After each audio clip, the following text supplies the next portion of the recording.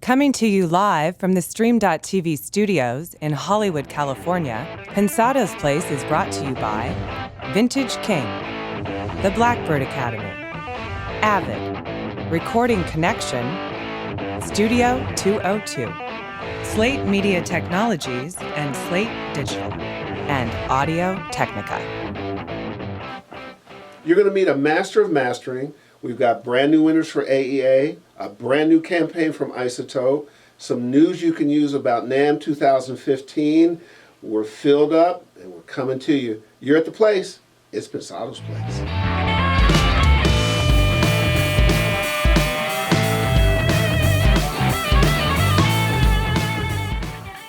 What's up, everybody? What's up, man? It's been a hectic holidays for me. How about you, Herbert? Well, it's been Good a little crazy. hectic, though. Yeah, good hectic. A lot of movement. As you can tell, we're not where we usually are. So it's going to be fun when we get to show our audience the new house that you're in. Yeah, true. And then we're going to show the audience the new studio that we're in where we shoot the show. Oh, man, I can't wait. It's some exciting stuff going on. Really brought to you by you guys. But it's been great, man. Just got our head down doing the work, right? Yeah, good stuff. Good stuff. You know, it's last week we were talking about how thankful we were for so many things, and I'm still a little bit hungover from Thanksgiving in terms of, I had my annual crab leg Thanksgiving dinner. Of course. And so traditional. Thank you. You're welcome. Got to support those Alaskans, Deadliest catch. It's a dangerous thing. Deadliest catch. We were so hungover from Thanksgiving that we didn't even announce the winner last week of the AEA campaign, which we'll do. Poor Wes. Which we'll do this week. Shall we get to the information? Yeah. Hey guys, again, coming to you from Dave's new house and our new house. We really love this place. We're going to give you a walk and talk on that soon. Stay tuned for that. Chongor and Will Thompson have informed Dave and I we're at 96,400 subscribers. Unbelievable. Less than 3,600 away from that 100,000 plateau. And I always do the plane landing thing for the last 3 weeks. Incredible. Thank you to you guys. Thank you to our sponsors, as we do every week. And we do that because they make this possible for us to bring this to you at no cost. They are, as you know, Vintage King, incredible. Yes. Blackbird Academy, Blackbird Studios, yes. John McBride, Karma Banstra, insane. Doug Swan and the team at Audio Technica, incredible. Ron Dixon in Studio 202 out of DC, family. Brian Kraft and Jimmy over at Recording Connection, on and on and on. Guys that we really like, guys and gals that we really like, and that really make this possible. And as we say, we also have another group of sponsors that are committed in different ways, sometimes smaller ways, but no less impactful. Folks like Ultimate Ears and Gobbler and G-Tech and UA and AEA and other folks. So again, folks who really care about this community, and make sure we bring that to you. Thank you to all those folks. Our sponsors are all Hall of Famers. I mean, if you took those sponsors out of my work arsenal, we couldn't do anything. Did we get that dental thing going? We did. Okay, good. I couldn't work without these guys. You know what I'm saying? Nor could a lot of people. I know. We're blessed, man. A couple of things. I got a call from John McBride at 1 o'clock in the morning, like we usually do. He's on a tour bus on the way back from Branson, getting to roll out his incredible plug-in line, and we're talking about that. And we spent about an hour and a half just talking about the possibilities of making our community bigger and better, and so on and so forth. People don't do that because they have an intention. They do that because they care. Oh yeah. And that's what's the hallmark of our sponsors. They really do care.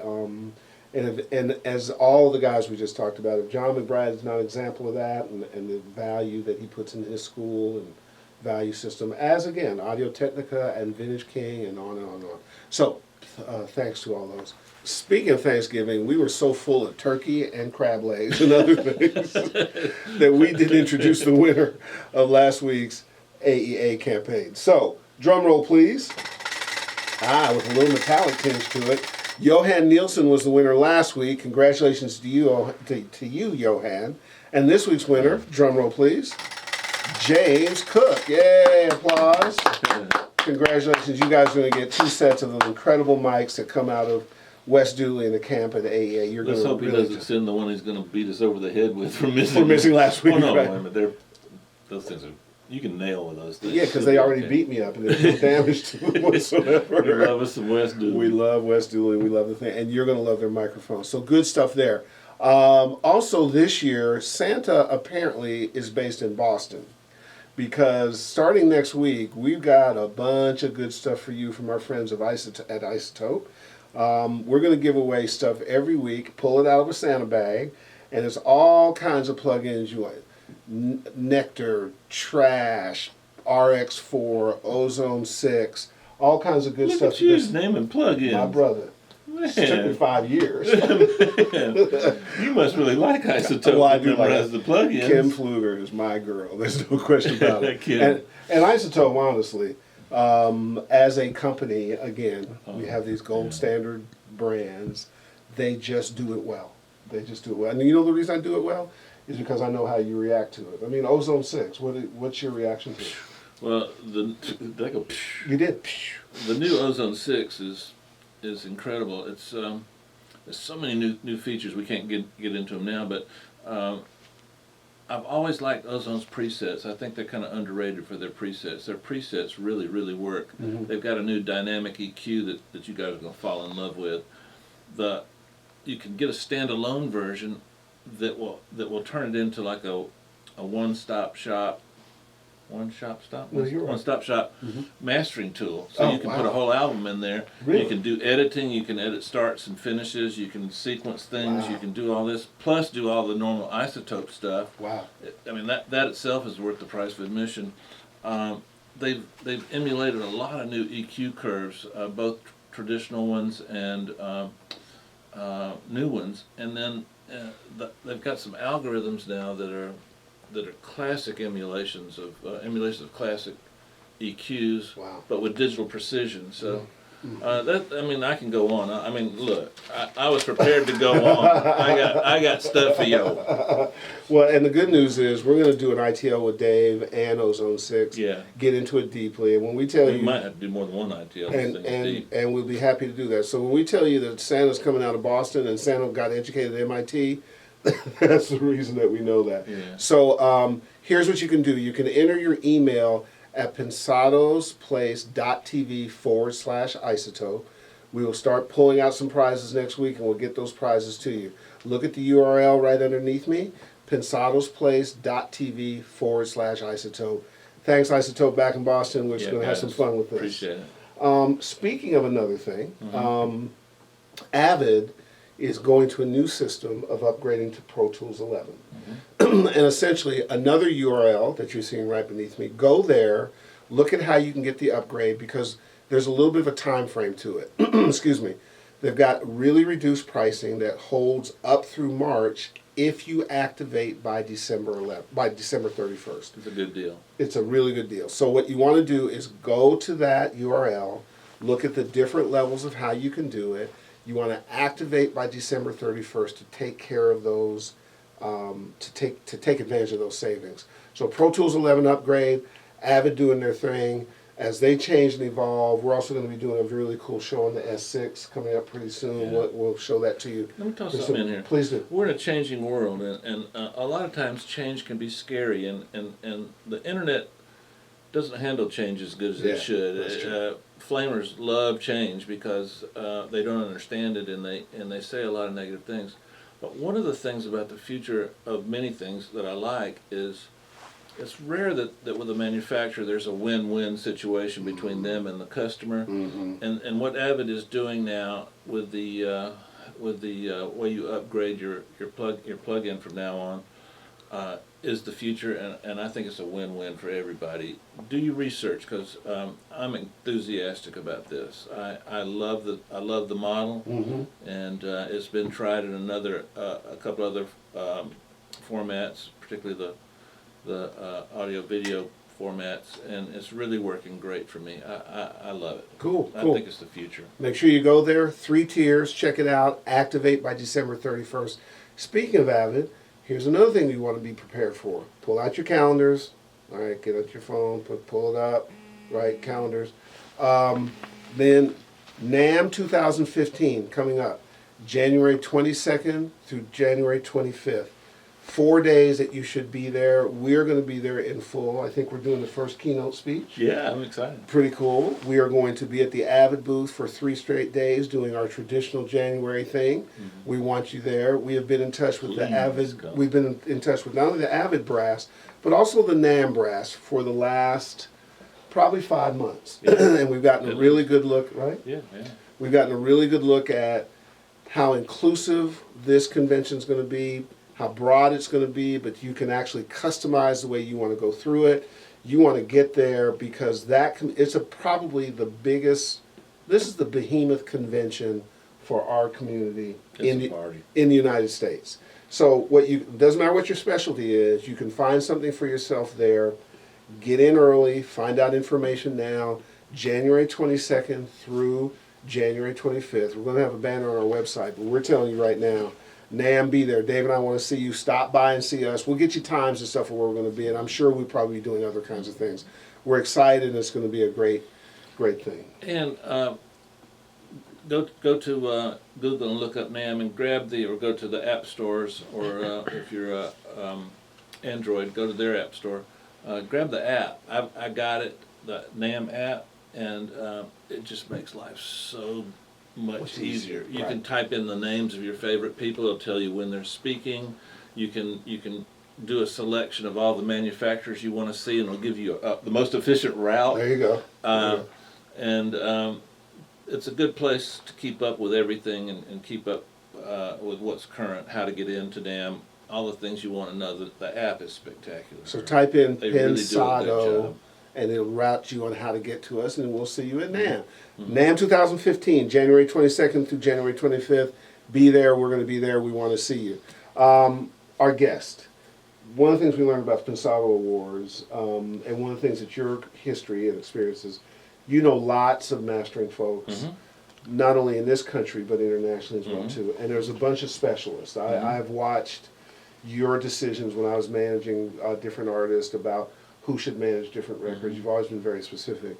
And one of the guys we've learned a lot about, we like a lot, we see him in the community. He was one of the presenters of the Pensado Awards, is Gavin Lurssen, right? Gavin's an all-star. Yeah, he is. Yeah, he is. He's good. He's got a great shop. He's a great dude. His team is a great team. So we talked to Gavin about a month ago, and had a special discussion. And we're also going to show you, or he's actually going to show you, a little tour of his shop. So we're happy to bring to you Gavin Lurssen and Lurssen Mastering. Please enjoy.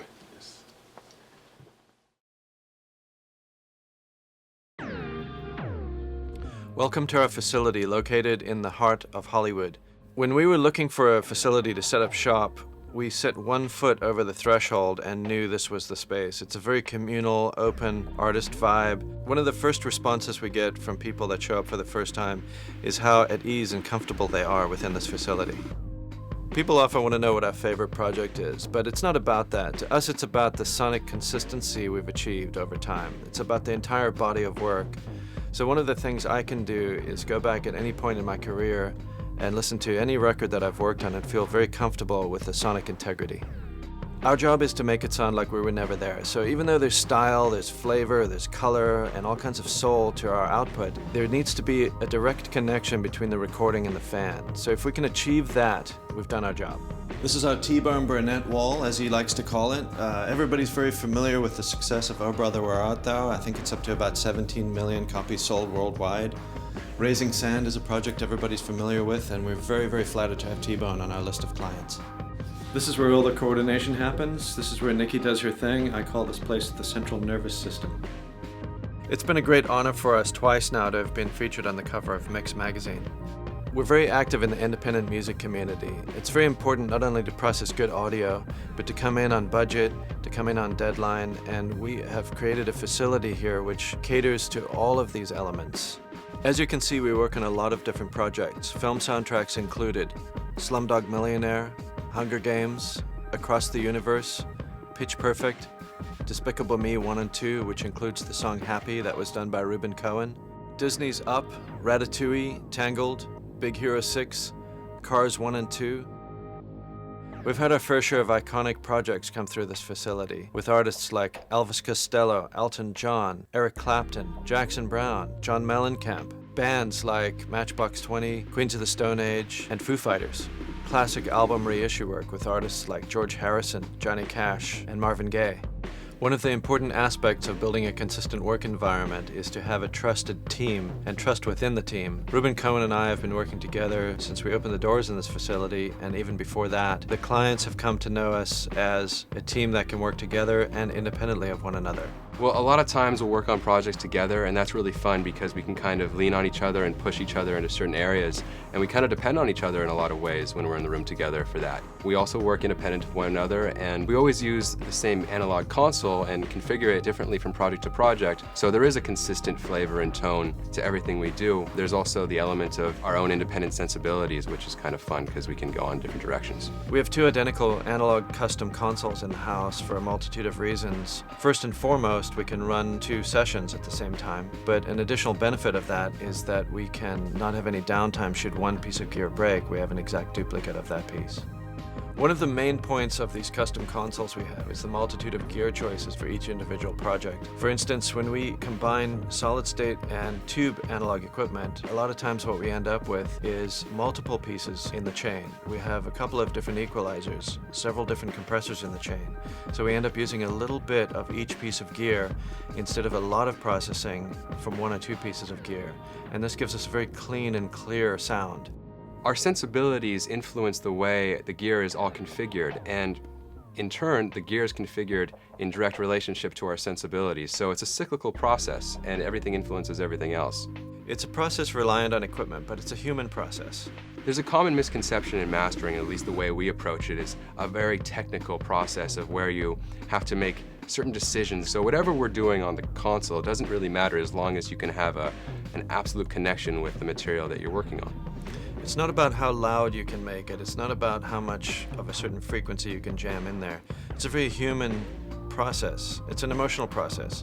It's reliant on technology, but it comes down to human choices and human responsibility and human experience. So when we do our job the best way we can do it, we feel completely connected to the music, regardless of its genre or how it was recorded or whatever it is that we're working on.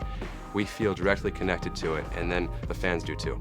This process is very much like mixing oil and water. When an artist comes to visit us, we're preparing something for the marketplace, but we're also taking into account the emotional aspect of it. An artist has spent a year or 2 of their life working on something. We have to dig our hearts and souls into extracting the most musical nature of the project, but we have to prepare it for the market. We have to understand the levels, the tones, the structure of that market. So we have to combine all of this into a sound that is invisible. We have to make a connection between the fan and the recording.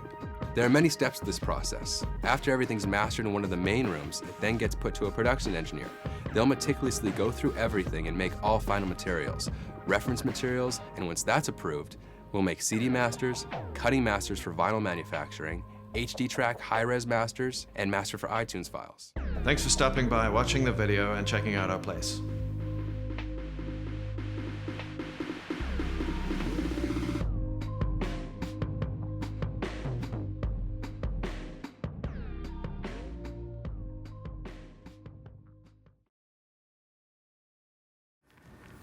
We get to welcome another good friend. This is a really active guy in our industry. We see him at everything. Everybody knows him. He is a friend of the industry. But not only that, just one of the best at what he does. Gavin Lurssen is at our desk. It's been a minute. We were going to have you. Thanks for having me. This is the mastering master. I can't believe we haven't had Gavin on yet. He's got such a wonderful attitude about sharing and mentoring, and he's the friend of the indie guy, takes care of him. So, man, welcome. You're definitely part of the family. Thanks for having me. It's an honor. I would go that far. Hey, man, a lot of times you stress the importance of signal flow. Can you expand on that? Like you're talking, like your concept of the smallest amount of equipment from A to B, A being where you start and B where you end up. Can you expand on that? Well, you know, the most important part of our job is to make it sound like we were never there. You know, if you listen to a Mozart piece, it doesn't feel like somebody sat down and made an effort to write that. It just feels like it always somehow existed. And, you know, when you deal with the tonal structure of balancing audio, you're dealing with the same thing. You know, it's a compromise to begin with to even capture audio, even under the best of circumstances. So when you present a recording to a fan, it's a compromise because it's not a live performance. So what you're presenting is something that's captured and then has to be played back on consumer-grade equipment. And in today's world, it's little earbuds, little tiny digital to analog chips in a telephone. So we have to figure out what all this equipment is that people are consuming data on, and somehow create a tonal structural balance through our signal chain, and then how it's going to translate on that equipment. And the ultimate goal, in my opinion, is to end up with the listener having a great connection to the music, without it sounding like somebody was there to force it to sound balanced in a certain way. So the signal chain part of that equation, to me, I grew up and was taught in the analog domain. So my processing still to this day is very much centered around that. 99.9% of what I do is processed in that way. And my goal in my job is to get from point A to point B in the shortest distance possible. Point A being the source that comes my way, and point B being what I'm going to then deliver.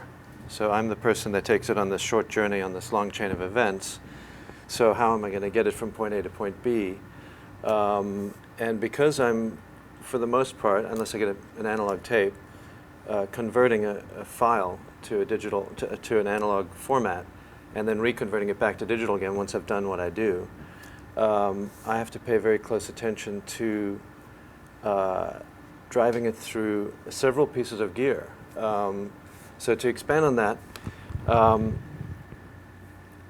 you know, I like to use the best out of something, and what I mean by that is I don't like to push one particular piece of gear very hard. I like to use a very little bit and the best of something. So I might have several equalizers in the chain of a stereo mix and multiple compressors, because I might want to push some high end into an equalizer in the front of the chain, and then use perhaps a de-esser at the end of the chain to pull back that high end a little bit and create a balance that might not be attainable without that kind of chain of events. So I have to pay close attention to the gain structure and the signal flow, be able to drive longer lengths of cable without degradation. Gotcha. So, you know, just having grown up where I did and working in the analog domain, I've spent time on that. You guys, what I'm noticing, because several of my good friends are mastering engineers, and you guys inherently listen different than us. Would it be accurate to say we listen to the trees and you're more concerned with the forest? Is that kind of an accurate metaphor? 'Cause Probably. how do you hear? Like when I'm listening, I'm having to focus on one instrument. When you're listening, your focus is on the whole, right? It's in many places. It is on the whole. It always has to be on the whole. You know, the art of tonal structural balance and how that's going to translate is the whole picture, and you have to create that thing that I mentioned, which is to feel like you were never there. The listeners to feel like you were never there. So, you know, we have all kinds of tools that allow us to get, you know, into the minutia, and you know, these days with stems and with technology that exists that has blurred the lines between, you know, the processes. You can get lost into it, and you know, we are dealing with stems and vocal ups, and you know, we can get into it on that level. But I think, you know, we're not listening to the song so much. Is it a great song? Is it a bad song? It's not a concern to us. Our service to the industry is that of tonal balance. So we do have to look at the whole. I mean, that's the first place you are, and that's the first place you. Am I unique? I like a mastering engineer that acts as a safety net. So if I go a little berserk on the low end, you guys call me and go, hey man, can you send one with it down a little bit? You kind of went a little nuts here. And then also if I'm in a strange place and I'm hearing too much of a frequency, then I might add too much, and you might tell me next time you're there. I like that safety net, but I also like a version where you guys really disregard everything but what you feel and what you think. And 9 times out of 10, I tend to like those versions where you've actually put your heart and your creativity into the process instead of just finishing something up. Is that wrong? No, I think that Seems like it'd be more fun for you. anytime anybody lets somebody in a creative position do their thing, Yeah. they will get the best out of them, no Okay, matter good. what industry you're Absolutely. in. You know, and everybody knows that. But it Not is everybody. But well, yeah, that's true, I suppose. But you know, most people know that kind of concept. But you know, it is our obligation. You know, we're not there to make people feel good. It's nice when people feel good from our presence in their lives, but we're there to we're there to to give a service, to create something that is ready for market. We're combining. Yeah. We're not even combining. The combination happened before, but we're always combining art and commerce. So, you know, our service is to create something that's market ready, and it's our obligation to communicate and interact with mostly the mixing engineers, but you know, the artists and producers too, and label people that are overseeing the projects to say, look, you know, maybe you could tweak this or that. And these days, with the technology the way that it exists, and FTP and all these files flying back and forth, it's actually pretty easy to get a handle on the project and get conversations moving and start listening to things before the booking itself. So I was going to actually ask that because your genesis was in the analog space. Does that allow you to sort of manage all the technology that's available to you so it doesn't overwhelm the process, that you can find that balance? Because it sounds to me like what you're ultimately going for is natural. That there's nothing that is sort of obtrusive, that you can't feel humans messing with the process, that me as a listener will go, I'm listening to the song and the artist. However way it got here is not. But because I know some people fall prey to technology and you can feel things are over-processed and all that kind of stuff. Does your analog background sort of help you manage that? I think it's probably just a sensibility and how I was raised and who I am and where I came from and all of that. You know, I think every human being that's in a creative position brings something to the table that they were raised with that helped them get into that in the first place. But you know, in terms of, you know, it is very easy now to get a digital file and a laptop and a pair of headphones and tweak it out and ship it out. And we've streamlined our business to fit in with the culture of business and humanity, which means that, you know, people want things on a good budget. They want it quick. They want it good. Yeah. And so even though we've gone through the chain of converting it, taking it from A to B, analog to digital, digital to analog, it doesn't really increase the time anymore. The way we've structured it, the way we've designed it and come up with our company doctrine and all of that. So to me, that sentiment has got more to do with how I was raised in the business and how I was trained. And it, you know, I'm sure we'll see in our lifetime the ability to digitally process everything, and it'll sound amazing. I know it's coming, it has to. But at the moment, the depth of field that I think you can bring with these types of processes, you know. And I actually watched something that you published the other day about the dynamic range, the steps. Oh, You yeah. remember that? Yeah. And I found that actually very interesting because that's a great use of a human being getting into a digital domain and Cool. and adding that kind of depth, Mr. Glamour that suggested dimension. that too. You know. Yeah, actually. You mentioned Lurssen Mastering in Hollywood, so I'm going to give a shout out to Ruben Cohen and to Nikki over there. They do great work too. Thank you. I know the answer to this question, but I'm going to ask it anyway. I want you to answer it two ways. One is Gavin Masterer, and one is a spokesman for the entire industry. Okay. Why is it that sometimes a mastering engineer, when he gets a track that's just squeezed the snot out of it, limiting and compression wise, why do they say they can't do what they want to do? Why is it that you can't pile all the things that you're capable of doing, which are gifts, on top of something that's already been over limited and compressed? I mean, so give me the answer as the industry spokesman. Why is it that upsets you guys so much? Well, you know, as new generations come into the industry right now, what we're seeing is people coming in without the ability to have a mentor. You know, shows like this You guys are very accessible. You're always saying hi to people. AES conferences and guys like Al Schmidt out there, and everybody in this industry is so incredibly approachable. And there's a lot of youngsters who go up and really get into that and talk to these guys. But there's many who don't. The manufacturers have permeated equipment into the industry, rightfully so. They should. You know, it's business. And as a result of this mix of things, there can be an abuse of audio processing. You know, if you look at these old Beatles recordings and the microphone and a plug and turn on the recorder, they sound amazingly good. And nowadays there's this sentiment that you have to do this and you have to do that. And I've gone on conferences where at AES, and as you know, I do a lot of outreach work to young people coming up in the industry. You know, I'm a governor on the board at the Recording Academy and a mentor for many, you know. And I've had people stand up and say, you know, things like, you know, I work in this industry, but how, you know, I don't know when I'm done. How do you know when you're done? They want to know how I know when I'm done. And it's usually, you know, it's a surprising question to get in the first place, but, you know, I'm done when I've done as little as possible to get as much as possible. But that's really cool. But people don't understand that. They want to do things, and they figure people are giving them money, so they got to throw this thing on it and throw that thing on it.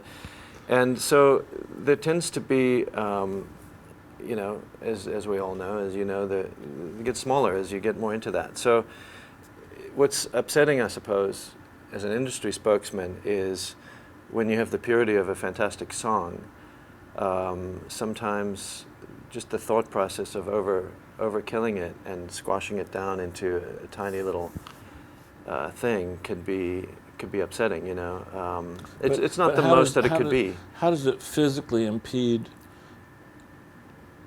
the application of your creativity at that point? It's an impediment to making it be what you think it could be.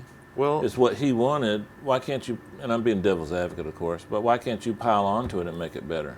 Well, you know, when there's one key element of that, and that's the dynamic range of something. So when you compare your average level and then your peak level, and you come up with your peak to average ratio, generally speaking, when you get into this kind of processing, you're reducing that. So you're reducing the dynamic range. And what that means for us is it doesn't always give us room to do as much. It takes one of your tools away. Well, yeah, and it doesn't give us room to open things up. Okay. You know, I think it kind of takes away our ability to get the most out of the music that we can get from it.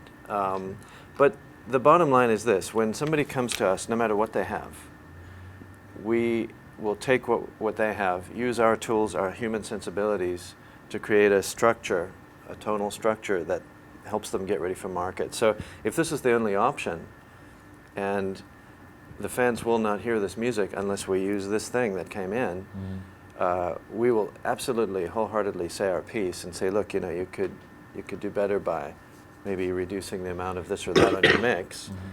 And if it's determined that you guys do that. Yeah, and if it's determined that that's not an option, we'll get to work, because even at the end of the day, it means that that song will be out there when it otherwise wouldn't be. As a governor and as a mentor to kids, which we, to anybody, not just kids, which we take very seriously, I think is important. What are they asking you, and what advice do you give them for that guy or that lady that's out there that says, mastering is important to me, it scares me, I think I need it? What do you recommend them to do? Well, the main question I get is how to get into this whole thing, and I think one of the key aspects I see in regard to that question, but actually it's really in regard to any aspect of somebody's journey, is, especially now for young people to understand the length of time it takes to get into it, because you can go through several steps where you think, oh, I really know what I'm doing now, and then take it in another few years. Oh, okay, I thought I knew then, but now I really know. And then you can go and do another step. Right, exactly. Okay, I really thought I knew then, right, but now, yeah. And you know, as you age, as hopefully everybody will, you know, it beats the alternative, right? Yeah. You will see in retrospect, the amount of dues paying and the things that you learn, and conceptually speaking, like what I do for a living, you could explain it in 2 sentences, but the intricacies of it took years and years and years to figure out, and to understand not only how to do what it is we do, but how to do the business of it. It's communication, it's human relationships, it's getting paid, it's doing service, it's what you give instead of what you take. It's understanding all of these little elements and how to fit into a culture and an industry. And then being good, and then having the ability to tell people that you're good. And sometimes you can't know that you're good unless you do what you talked about prior. I tell people all the, some of the advice we gave at AES, and I give sometimes is, I think we live in a head down society where everybody's like this. And I advise people, get your head up. Get some stuff in, get some perspective, learn some of those dynamics, learn human relations. There's all kinds of things that you can't get. There's all kinds of things you can get down here. There's all kinds of things you're missing. And if you really want to be good, use this, but don't let it dominate you, and put your head up and get into some of the other stuff, because that's how people communicate. But there's so many people that miss, but they think they're getting there, and then they go, what's the difference between me and you? I'm up learning, Right. I'm spending time with you and Dave and me and other kinds of things. I'm going, oh wow, I'm thinking, I'm processing, I'm not just finding information. It is important to keep the balance of everything. This thing that's happening now is an element of life, and you can get information there. And now certain apps are being made for this that do what we do, that mimic what we do, and we're all getting involved in those, in the construction of these. So you have to respect it, even if you don't like it, as an element. And and I think if you participate in all of the elements, the most important being the human relationships, you can learn a lot. And given the time, you have to spend the time. You really have to spend the time, and that's something I'm noticing that is the biggest, most important message to youngsters getting into it. The proportionality of that is the key, because they don't. This is time spent. And this is time spent. And if you just get that balance, you become better. And it's just sort of that simple. We don't know how far your journey will go, but you can only be so good picking up one set of tools. You got to pick up the whole tool shed and move forward. Now, here's what I want to see from you, sir. I want to see a mastering batter's box. You ready to do it? Well, let's roll the credits, because you got a master. I'll try. I'll take one for the team. All right, take one for the team. You take one weekly. So. Fire away. Multiband compression. Multiband compression, to me, is used when there's problems with a mix. And these days, it's too easy to fix a mix. So I steer away. Okay. Good one. Monitors. ATC. Digital limiting. Waves. Oh, cool. L27. We're up there by now, Clip or limit? Limit. MFIT. It's a good thing. Okay. Sample rate. 192 minimum. Okay. If Lurssen Mastering caught fire, what piece of gear would you run out with first, assuming your staff is safe? One of the motorcycles that's in the lobby. My man. There you go. Absolutely. Kudos to both of you, actually. You were good, and he was really good. See, the running thing with Gavin, because Gavin emailed me and said, back in June, the most exciting night of his life was when he presented on the Pensado Awards. That was pretty special. Good night, right? It was pretty special. And then I teasingly said... Thank you for that. Oh, absolutely. And then I teasingly, not so teasingly, sent an email to a few of them, because, Gavin and a few others fall into that really good-looking kind of stud thing. Oh, I remember that email. Remember? And so I was like, thank God for dressing up, making up for Dave and I's deficiencies. That was a pretty hilarious email. It was. That's when I sort of teased Jack Joseph Puig. Yes, and said Elton John's going to retire based on the clothes he wore. Right. We all know He Jack. was good. You had him with a mic, and he was out there. And He was our Joan Rivers at the time. Now has a little bit of an ironic twist. The broader picture is this, Gavin. I think that we're a fan. We know how great the shop is. This guy has one of the best shops. awards every year. Every time we meet your team, they are just civil, decent, great folks. Your participation as governor, the way you mentor and so on and so forth, falls right in line with what we do at Pensado's Place. So the question I have is, we want to loop you in farther than just occasionally on the award show. We speak to a lot of people. This is a space that needs to be talked about, and I know that you have much more to talk about than mastering. Can we lean on you for more Gavin time? I would consider it an honor. I'm such a fan of you guys. You know, what you guys do for the community is just profound, and what you've done with the show now, the award show, is you've brought a glue to it that was missing. Wow. And it would be an honor to be called on at any time by you guys. Don't. And see, we're pretty close, right? Our places are close. This is not far from your place. 3 blocks down. 3 blocks away. Gavin, real quick, are you still touring with Michael and Joe and Andrew? Are you still doing the talks, the 4 of you guys? We just did one at AES. We did the cover of Mix Magazine, as you know. We did an interview with Tom Kenny, who's a brilliant journalist. A great interview, by the way. Thank you. And well, can we expect more? We don't have any planned at the moment. Okay. Usually South by Southwest enjoys having us around, so we might do something there. What But if we did one on the show? Yeah. that would be, I'm sure that nobody would turn you down. We are excited to have you. At AES, we were passing each other, and Gavin said, "Hey, I haven't done the show yet." And I called David and said, "Gavin needs to do the show. Let's do the show." And here we are, boom, 2 days later. magically delicious. We are big fans again, sir. We are going to have you Same back. here. Much more to do. Dave, take us home.